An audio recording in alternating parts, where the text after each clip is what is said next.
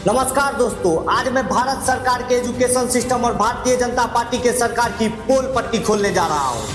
अगर आपको भारत देश से और उस देश के छात्रों से प्यार है तो वीडियो को जरूर देखिएगा।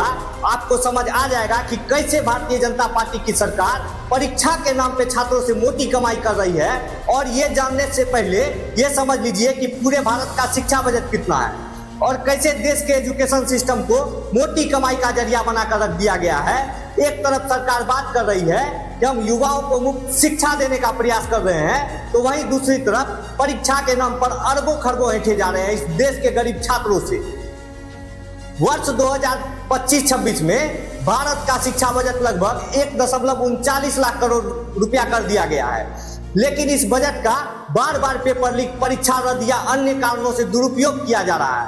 वहीं दूसरी तरफ देखें तो सरकार हर परीक्षाओं में मोटी कमाई कर रही है, जिसका आंकड़ा देखकर मैं भी दंग रह गया। दोस्तों, इस वर्ष कराई गई कुछ परीक्षाओं का आंकड़ा भी जान लीजिए।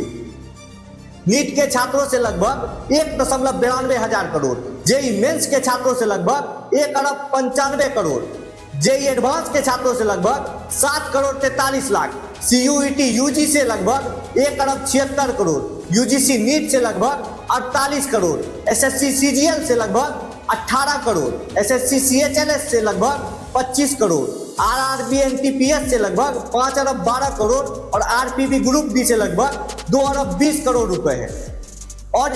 और भी अन्य परीक्षाओं के बड़े बड़े आंकड़े हैं। हर आंकड़ों को बताना संभव नहीं है, लेकिन इसी आंकड़ों को जोड़े तो कुल होता है 30,83,65,30,150 रुपए, जो गरीब छात्रों से परीक्षाओं के नाम पर ऐंठे गए हैं। इसके बावजूद सरकार से एग्जाम नहीं लिया जा रहा सही तरीके से। सभी परीक्षाओं में पेपर लीक जैसी घटनाएं घट रही है देश में, और इस पर विरोध करने वाले छात्रों पर सरकार क्रूरता कर रही है, जैसे कि वो आतंकवादी हैं। अगर छात्रों ने उद्दंडता की भी तो इसमें जिम्मेवारी भी तो आप ही की है। आपसे गलती हुई तो छात्र सड़क पर उतरे। 16-17 वर्षों के छात्रों को इतना संयम कहां से आएगा? सरकार एग्जाम फी, college fee, admission fee, registration fee आदि के नाम पर छात्रों से का खून चूस रही है। कहां है देश में एजुकेशन फ्री?